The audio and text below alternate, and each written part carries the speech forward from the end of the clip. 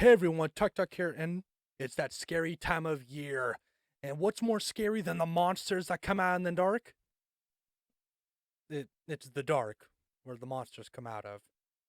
And with the theming of dark and being lost, I think why not? Let's take a look at some lost movies, shall we? Technically, there's only one lost movie on this list, actually. Yes, technically, there's only one lost movie on this list, but we get the general idea.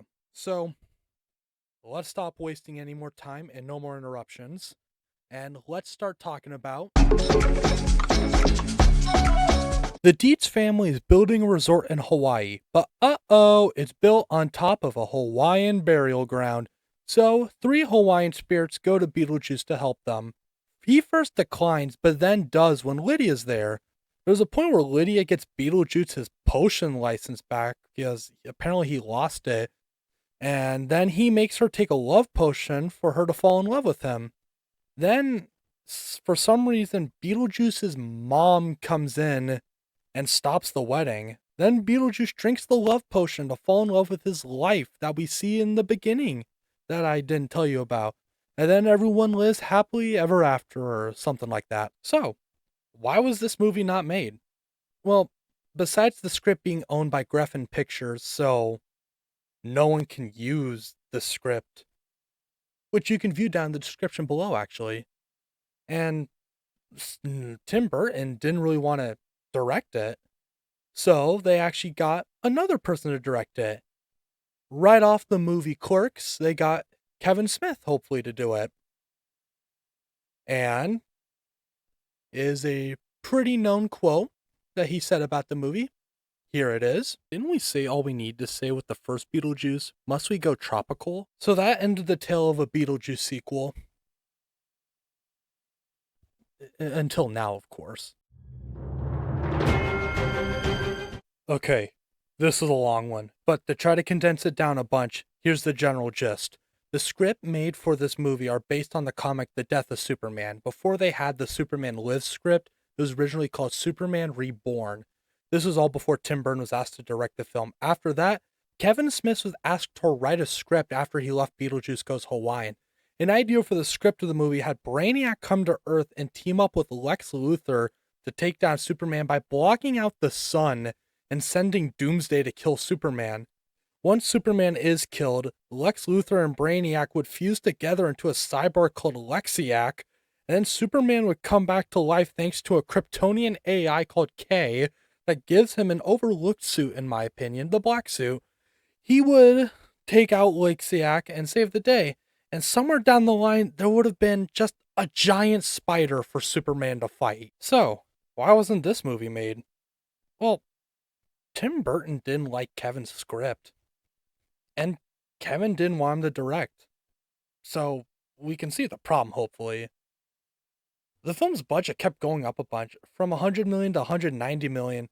Warner Bros. Just sort of decided it's not really worth it to keep going. Which is sad, because 30 million was actually already spent for sets and costumes. The only remnants really of this movie, besides certain concept art, is Nicolas Cage's test suit set, where you could see him trying on all the costumes they had in mind. If you want to know more about this, there is actually a documentary out there. It is called The Death of Superman Lives. What happened? And most importantly, John Peters, who produced another movie that was called Wild Wild West. He was going to produce Superman Lives. Something that's just pretty unique with that. He's the one who wanted the giant spider. So in Wild Wild West, there's a giant robot spider. I don't know why. He just wanted a giant spider and something.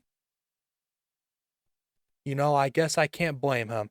I personally wouldn't, because I think it sounds dumb, but I've never watched Wild Wild West, so I'll say the giant spider's great in that then. But if this all sounds familiar, you may remember something like this in the Flash movie, actually. Remember in the Flash movie when Flash is going through all those universes and we see a bit of Nicolas Cage as Superman fighting a giant spider? This is the movie that was from. Ain't that something? So, Disney's Steamboat Willie entered public domain this year, but something came out before that. So, in the beginning when that person who interrupted me said technically only one movie on this list actually lost? This is that movie, because the other two movies on a technical note were just unmade. This one is actually a lost movie. Like, it was made and it was in theaters. And I just had an idea for this part. Since this movie was made in Argentina, and in order for this moment to work, I had to check, and indeed, Argentina is predominantly Spanish, and Beetlejuice 2 did it. I thought, why not? Let me steal their idea as well, and tell you about our last topic with a little twist to it.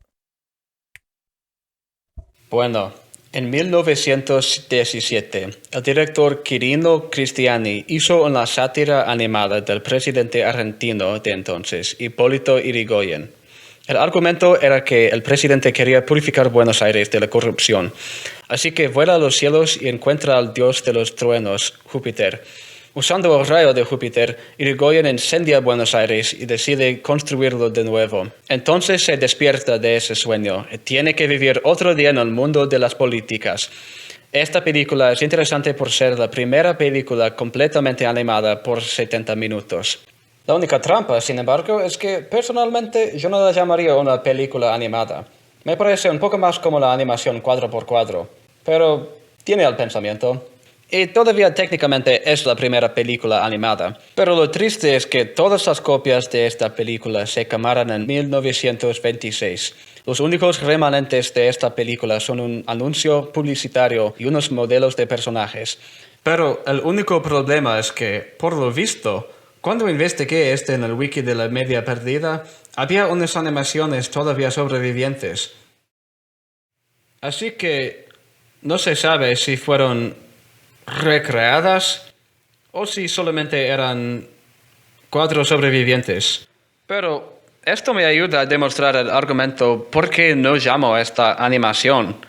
La llamo más bien animación 4x4, pero tiene los principios y es bastante interesante.